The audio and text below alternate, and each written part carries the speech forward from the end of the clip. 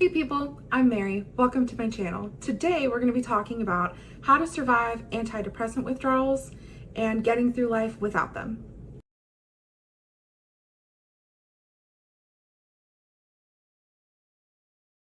Right now I have been off of antidepressants completely for 2 days. I tapered off of my antidepressants and I just finished my last dose of 2.5 milligrams of Prozac on Friday. So that was 2 days ago when I'm filming this video. That means that I'm heading into my last round of withdrawals and probably the most intense round.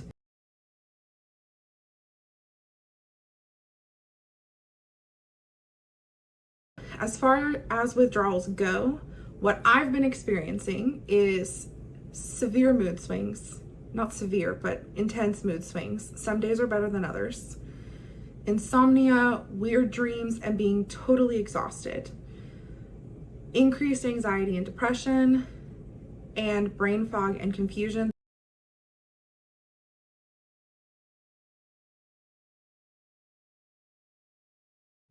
As far as when you decide to taper off of antidepressants, the most important thing is going to be making sure that you're doing this in a time where your life is stable, where you are not going through any big changes, no big things have happened.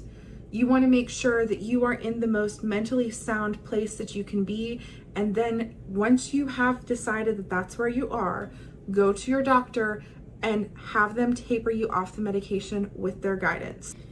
It's a long process and it sucks that it's that long. But if you want to stay off of them long term and not have a relapse, this is the only way to do it, in my opinion. What you're going to want to look into is the half-life of the specific antidepressant that you're on. For me, I was on Prozac. That is supposed to be the least crazy withdrawals because it has the longest half-life. So I usually don't start feeling symptoms from getting off or lowering a dose until 7 to 10 days after I've taken the last dose. But if you're taking something like Zoloft or Lexapro or some other antidepressant, those have a shorter half-life. So your body's going to process those a little bit quicker and your withdrawal symptoms are going to be more intense. And if that is the case, I do feel for you because Prozac is supposed to be the easy one, and this has not been an easy time. And this is not my first rodeo getting off of antidepressants. I cannot stress enough how important it is to taper and be prepared for what you're going to be going through.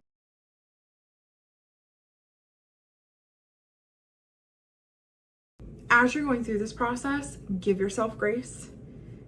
The mood swings, the insomnia, it's hard. So take it one day at a time and trust the process, because it certainly is a process. Another thing that's super helpful when you are getting off of antidepressants, and that's honestly very important for your relationships, is communicating with your loved ones and people that are around you on a daily basis that you're going to be doing this. And honestly, every time you lower a dose, let them know that that's happening. This prevents a lot of misunderstanding from other people as far as why you're reacting a certain way or why you're acting differently some days. It gives you a little bit more grace, especially with work and stuff, if you let your manager or your coworkers know, like, hey, this is something that I'm going to be doing, just so you know it can affect my performance here. It just kind of helps to make everybody around you aware, because sometimes you don't necessarily have control over how things go with this. Throughout this whole process, focus on your needs. Every day is going to be different. Some days I wake up and I'm fine. I can do everything I want to do. I feel great. I don't have any problems. The next day I may wake up and have the most intense anxiety and hardly be able to function. My brain fog is ridiculous. I'm messing up all over the place at work. And those days are hard. And on those days, it is so important to ask yourself, what do I need? And then give yourself that thing. Now, as far as your needs go throughout the entire process, you want to focus on the same 3 things that everybody's going to tell you are important. Eating healthy, eating well, exercising, and getting enough sleep. I'm not saying that you have to be perfect at this, but making an effort to keep those things a constant throughout this is going to make your life 10,000 times easier. Something that I've learned is that while I like to eat healthy, sometimes I need that sweet little treat because it brings me a little bit of joy. But more important than anything is keeping my blood sugar levels level. If my blood sugar is going all over the place, my moods are going all over the place. And when I'm dealing with withdrawals, that is magnified. And that can make a big difference in how I function in my day-to-day. So some things that I've been doing to keep my blood sugar level is making sure that I'm eating on a regular schedule. I will not be cutting carbs out of my life. I love carbs. I'm allergic to gluten and dairy. And honestly, there is nothing like putting a crispy, fresh French fry dipped in the perfect sauce into my mouth. It brings me joy. It's not something that I want to give up. However, if I'm eating carb heavy, that is going to cause my blood sugar levels to spike. Something that helps keep my blood sugar level is changing the way I eat my plate. So I always pair my carbs with a vegetable and a protein. And I eat my vegetable and my protein before I eat my carbs. So my carbs are the last thing I put into my mouth. And that helps keep my blood sugar even. It helps me function better than I would have if I wasn't doing that. And honestly, it keeps my mood stable whether I'm withdrawing or not. Granted, with the withdrawals, there's still going to be some mood swings in there just because your brain is getting used to functioning without that medication, and that takes time. The next thing is exercising regularly. That doesn't mean you need to get a gym membership. It doesn't mean that you need to be perfect and exercise every single day. I love going on walks, so I take walks with my best friend, and literally we go on walks and bitch about life, and it's my favorite thing. It makes me move my body, and sometimes we'll have gone on a walk and walked 5 miles and not even realize it because we were having such a good time and laughing. I also like to turn on YouTube workouts. I have a little home gym that I've been working on that's nothing intense, but it's just doing things that I love. So sometimes I'm moving my body and I'm watching a YouTube video or a TV show, or I decided to turn on music and dance around my living room. And those are all things that are moving my body and giving me exercise and giving me those happy hormones, but it doesn't feel like exercise. And honestly, I have felt the best by doing that. And then getting better sleep. Now, with antidepressant withdrawals, sleep can be very difficult.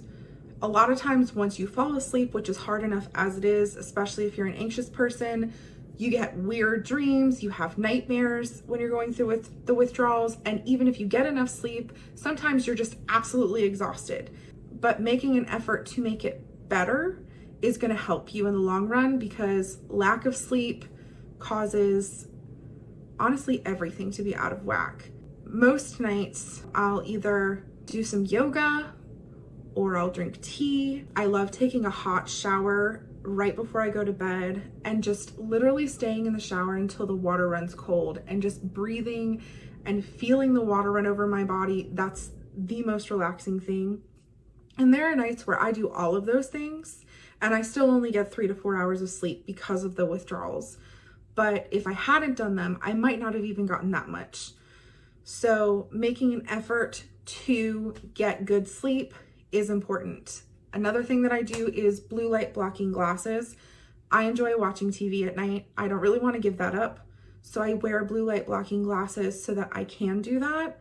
And right before I fall asleep at night, I usually read for about 20 minutes to slow my brain down. Do I do it every single night? No, but I do always take a hot shower before I go to bed.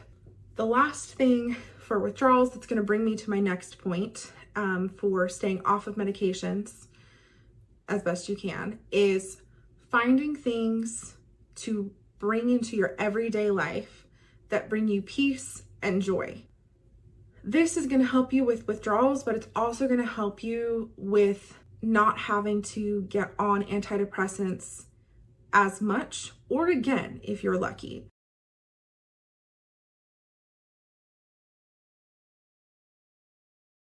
So the next things that I'm going to be talking about are to help you build a life that you love, build a life of peace that helps you to handle the bullshit of life, because life can suck. Everyone says this, but it is so important, and that is making sure that you are keeping toxic people either out of your life or putting up boundaries in your relationships with them. Keeping people in and out of your life is a personal decision. Sometimes it's harder to keep someone out of your life and cut them off to make that choice than it is to figure out how to live with them in it. Sometimes the best thing you can do is just completely go no contact. Sometimes it's in the middle somewhere. But I think paying attention to how people make you feel and editing the relationship accordingly is a game changer as far as mental health. Being in a toxic romantic relationship is going to absolutely take you out mentally. It's not good for you at all. It's not good for the other person. It's probably not good for the people around you. It is just not good. So if you're in a toxic relationship, it might be time to start thinking about leaving that relationship. And if you don't want to leave, then it's time to start learning how to put up boundaries and expectations for yourself and the other person, because toxicity goes both ways. The next thing is financial freedom and autonomy. Finding ways to make money to support yourself and give yourself freedom is absolutely vital. If you are financially dependent on somebody else, it almost feels like you're chained to them. And for me, this was huge. When I was married, I was very financially dependent on my ex-husband, and I felt so guilty, honestly. And once I started making my own money and getting myself to a place where I could get out of that relationship, I started feeling so much more freedom and joy in my life. I didn't have to depend on them. I don't have to depend on anybody else for my finances. I'm in control of them. With that, I think finding a career that doesn't feel like work is important, but that also takes time. It's something that I haven't even gotten to yet. I'm still on my journey getting there. This is part of it, being on YouTube.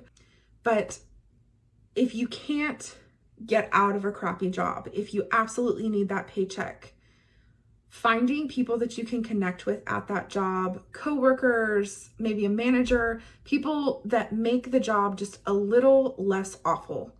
People that you can talk about how a customer was really rude to you today and they get it because they deal with that too. Or you can laugh at the bullshit of the job together. Makes a huge difference, even if you're in a crappy job environment. Something that I make an effort with every day that is crucial for me and my mental health is how I present myself physically. And that's putting on a cute outfit, doing my makeup, making my hair look cute. Because if I'm feeling like crap on the inside and I'm feeling self-conscious and I feel awful, it's almost like putting on an outfit where I feel sexy and doing my makeup so that my eyes pop or my lips pop, because those are features that I like about myself. That almost clicks my mental state into a better place immediately. So every single day, even if I'm staying at home, I will put on makeup. Not because I need it, not because I'm trying to attract somebody, but because I like playing up those features that I love about myself. And it makes me happy. For me, I like to feel sexy and feminine, and that makes me feel like that bitch. And then all of a sudden, my brain is just like, you are that bitch. The next thing is having a support network. I have my best friends. I believe in quality over quantity, and they are quality. It's this relationship where we all are very similar. We feel the same about a lot of things. We're all kind of awkward and bitchy and silly. And there's this just understanding between everybody. I don't have to think about who I am and how I'm acting and put on this face to be acceptable. I just am. And being in that environment, even after the worst day ever, If I come home and my best friends are here, we just sit down and we bitch about our day and we laugh. And that is probably the most vital thing that I have in my life as far as building a life that I love. Having that support network where I feel like who I am is absolutely okay and even celebrated is the most healing and wonderful thing. My home environment is another place that is important for me to be on top of. I am kind of persnickety about being a neat freak. If the house gets past a certain point, my brain shuts off and it's almost like I'm trying to climb up a mountain if I'm trying to clean it. So on the days where I have extra energy, I put an extra effort into keeping my space clean. Everything has a place, especially in the kitchen. The kitchen is in chaos, my brain is in chaos. And a lot of times it affects my ability to feed myself because I walk in and my brain goes offline and then I'm like, I can't. So keeping the house tidy, making sure everything is kind of generally in its place, also recognizing that you still have to live there and that's not always clean, but doing your best to keep it clean makes a huge difference. Speaking of your home environment, having pets also makes a huge difference. Having a little cat, dog, snake, whatever, when you get home that's happy to see you, that can do something silly that makes you giggle and wants to cuddle with you and just is that thing that you're excited to see at the end of the day and they're excited to see you, brings so much joy into my life and can snap me out of a bad mood in 2 seconds. And it's absolutely vital for me to have. I plan things to look forward to. So I will plan a trip for a weekend getaway with my best friends, or I make a tattoo appointment because I love tattoos. I have quite a few of them and I'm always adding on. Or I do a piercing, or I plan to buy myself something in the future and I save up for it. And it almost gives me that push to get through the hard days because I know that there's this reward at the end of it.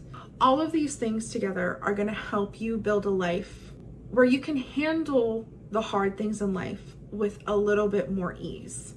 I think the most important thing that you can do through this entire process, through life in general, as a mentally ill person, or just a person, is to be gentle with yourself, take it one day at a time, love yourself, and like and subscribe. I'll see you guys in the next one.